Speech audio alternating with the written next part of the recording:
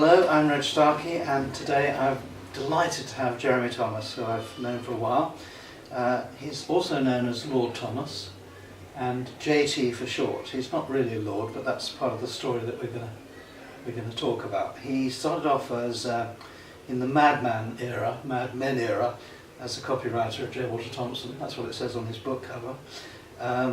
He then went into the music business and ran an independent record company where he became a true madman. And then he went off to the holy island of Patmos to write a book, and this is the book, Taking Leave, which is about his taking leave of his senses in the music business. And now I want him to talk about all of that, starting with Jeremy Thomas, the music man. Well, where would you like me to start? Well, I started in the music business as a plugger, as a record plugger. Very few people know what a record plugger is, but what they are people who take, in those days, records to Radio 1, Radio 2, Capital, and various other regional radio stations and top of the pops, and your job is to persuade them to play your records. And I worked for a company called Decca, who were a pretty good company, but they weren't, when I started, they weren't the best.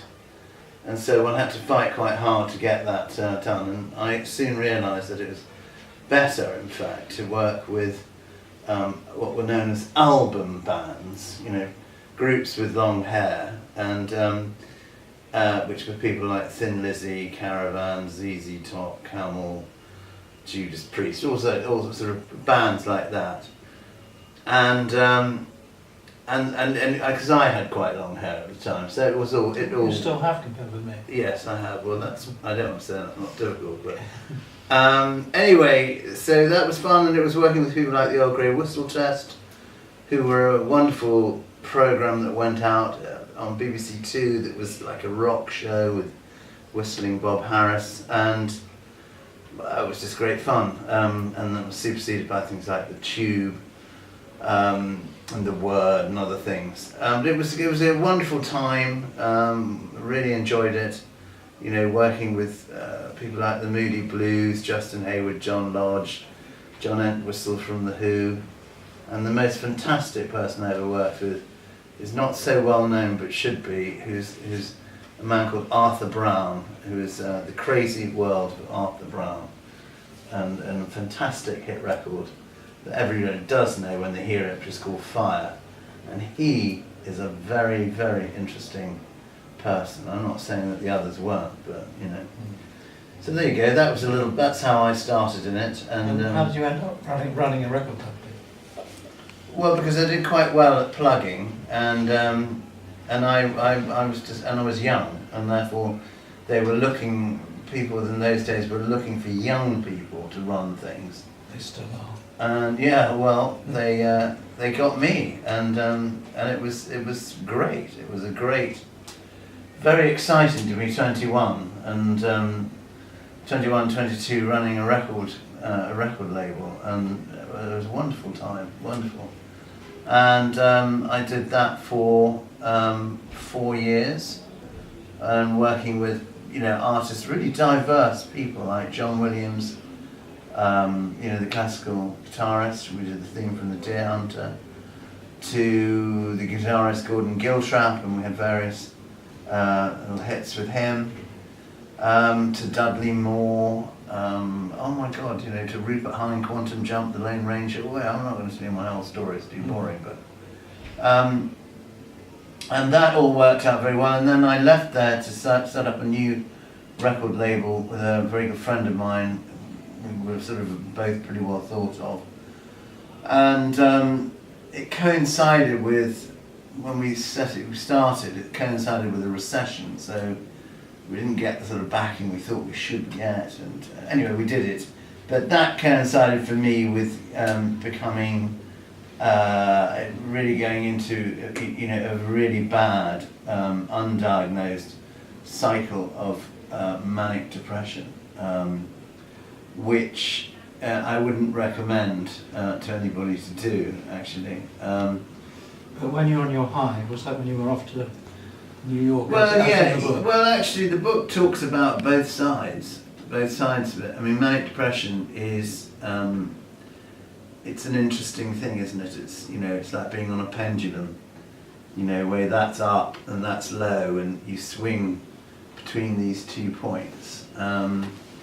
And yes, of course, the upside, the manic side, is where you have massive energy, massive confidence, and you are really capable of doing a lot of great things.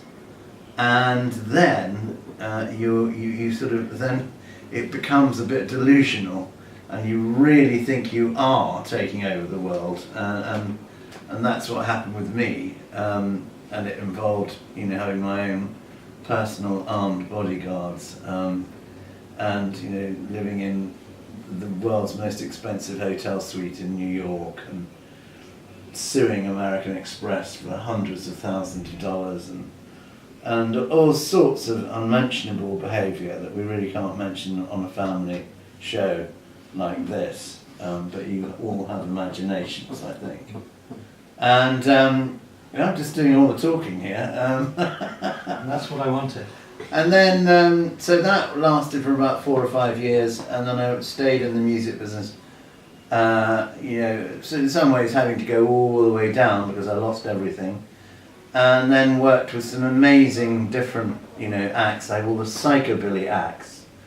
People like the Guana Bats, the Meteors, the Stingrays. I mean, a wonderful one group called Demented Argo, who were fantastic, from Cardiff.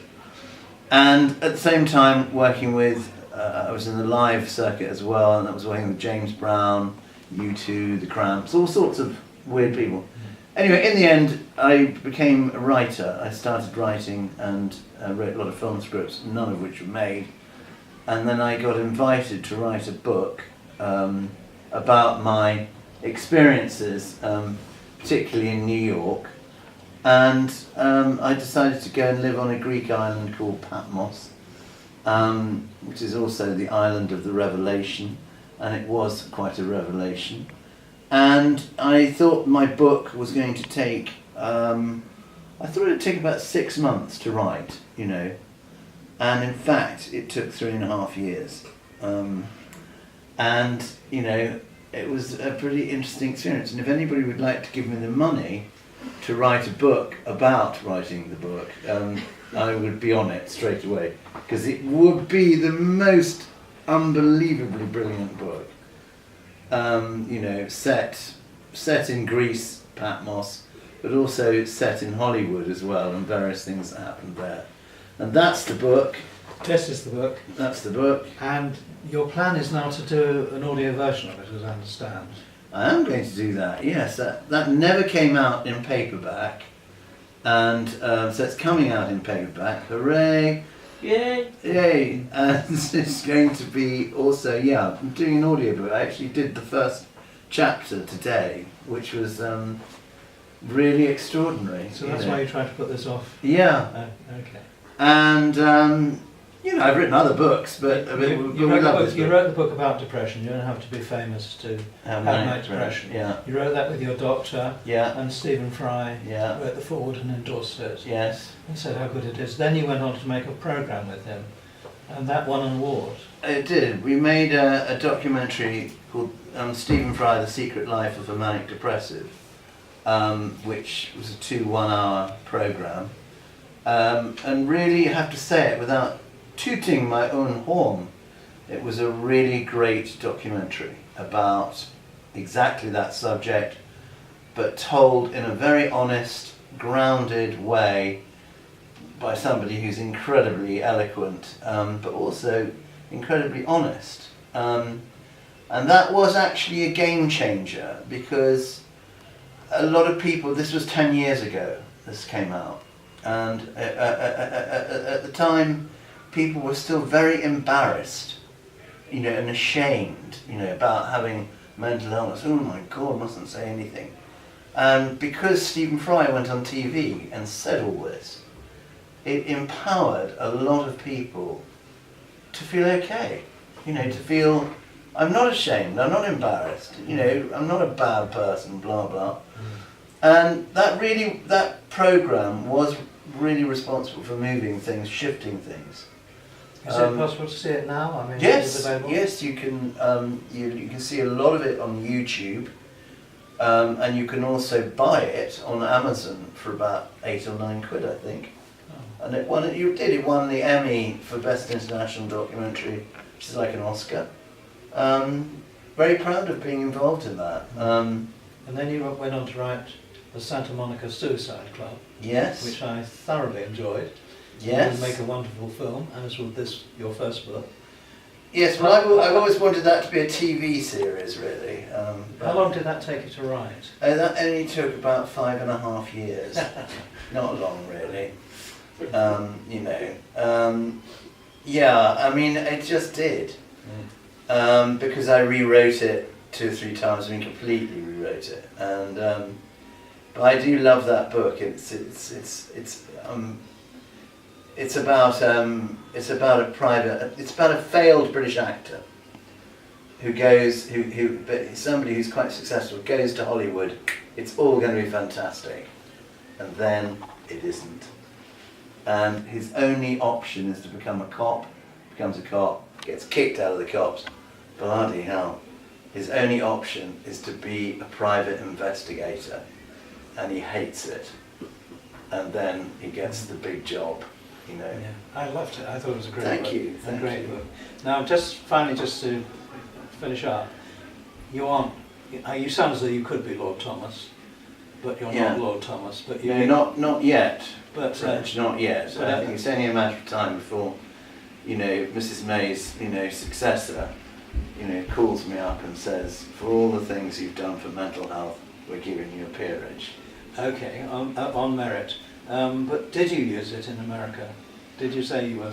Oh yes. You do in the book. Oh, sorry, the character in the book was a bit like you. No, it's funny that, isn't it? There was a driver. I had a chauffeur in New York, who, for some unknown reason, used to call me and my girlfriend Lord and Lady Thomas. So it was your lordship and your ladyship. And he sort of basically said, look, I'm not, it was stupid, stop that. And then as I sort of became more and more bonkers, it became, actually I quite like that.